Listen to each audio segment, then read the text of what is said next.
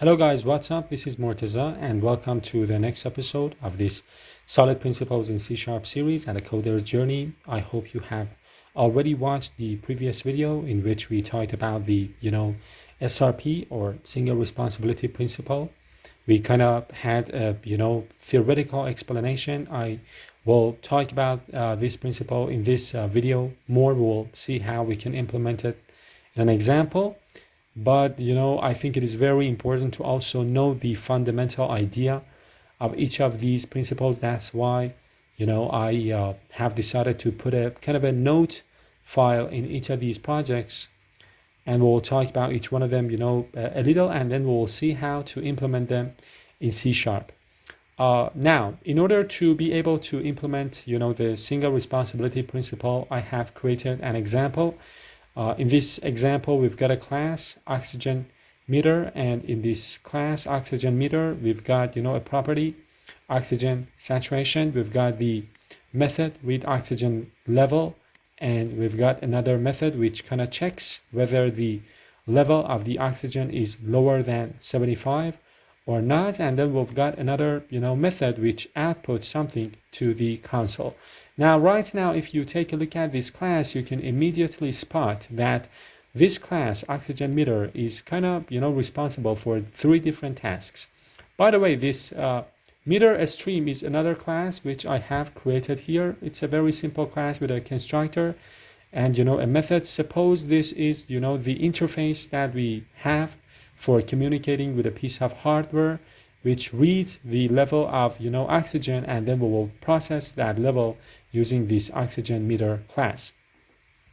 As I was saying, this oxygen meter is currently responsible for 3 different tasks. First of all, we kind of read the oxygen level, right, using this meter stream class, and then we will populate the property oxygen saturation using this simple formula. And the next responsibility is the method oxygen low, which kind of returns a bool indicating whether the oxygen saturation is lower than 75 or not. So if, for example, we want to check this oxygen saturation using another threshold, this is one of the reasons that this class will need to change. So if we want to check it, against, the value of 70 or 65, this is one of the reasons that this class will change. And again, there is another reason for this class to change here. If, for example, we want to kind of change this formula, this method of, calculating the oxygen saturation based on the input, again, this is another reason for this class to change. And also the last method, which kind of outputs something to the console, is another, possibility for this class to change. Suppose, for example, we want to put the output into, another window, not just the console, but for example, we want to print something into a file, or for example, save this info to the database. Again, this method needs to change. So as you can see, this oxygen meter class is responsible for 3 different tasks. So it is better to separate these tasks, to, break down these responsibilities into 3 different classes.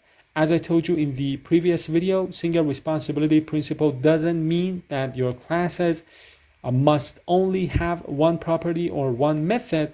But in this very specific case, when we refactor this oxygen meter, we will have, classes with only one method or one, property. But, keep that in mind. SRP doesn't force you to have classes with only one method or only one, property. Actually, that is a very, I think, bad practice. But SRP means to have well-focused classes with only one single responsibility. Now, let's create 3 different classes and kind of use them to do the same thing that this oxygen meter class is doing. So I'm going to create a class here. I'm going to say oxygen situation checker, right? And I'm going to take this method, I'm going to put it here. And for this method, in order to, have access to this property which is declared in this oxygen meter, we need to have a property of type oxygen meter, and then we're going to say oxygen meter dot, oxygen situated. This is the first class that we have introduced here. Another class that we're going to create is oxygen alerter.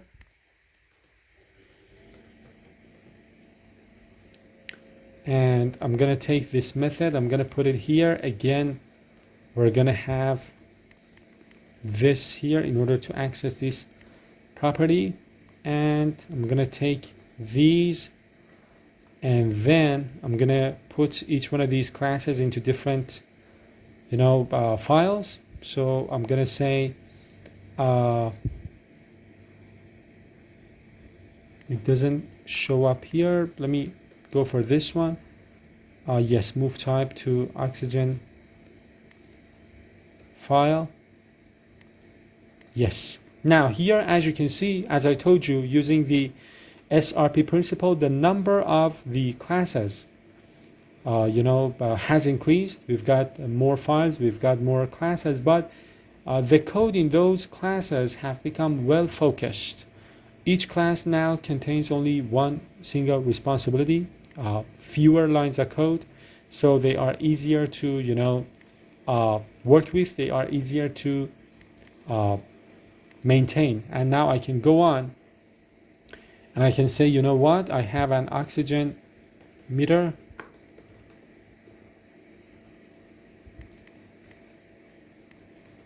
and I think I also need the namespace, right? And this is the oxygen meter class, right? We've got the read oxygen level, so we're gonna call this method, and this method oxygen meter is gonna return void, but it is going to populate this oxygen situation. Just let me go on to meter stream and return like 100 here, right? So oxygen meter, we're gonna call the method read oxygen level, and then after reading the oxygen level using this oxygen meter, we will have some value in this oxygen situation, this, right? Now this class is only responsible for calculating the oxygen situation, right? And also reading the level of oxygen. Of course, I could have also refactored this method and separate these two responsibilities. For example, the calculation of the value of this property and reading the level of oxygen using the memory stream, a meter stream. Now after that, we can check whether the oxygen level is low or not. We can create a kind of a type, an object of this type, and I'm gonna say oxygen situation checker, right? Now oxygen situation checker, and we're gonna say var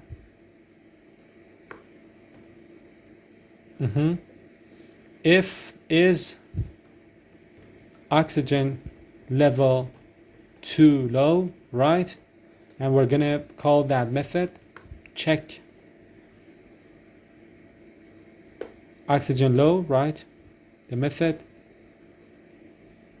oxygen situation checker. We can also go to this method, and this method returns a bool.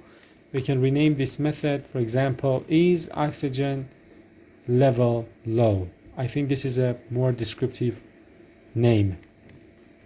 And let me go to program.cs one more time, and we're gonna say we need to pass this oxygen meter because this method needs an oxygen meter, and then we will say, what, I'm gonna use string interpolation, and I'm gonna say is oxygen meter low, and I'm gonna say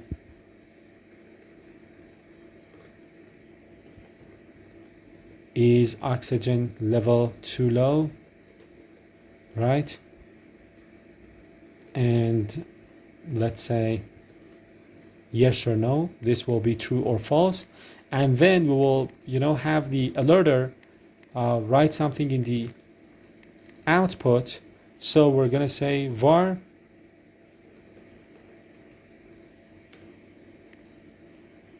and then we will use this alerter to show low oxygen alert, and we will this will be the input parameter for this method. Now let me run the application and see what happens. So is oxygen level too low? True.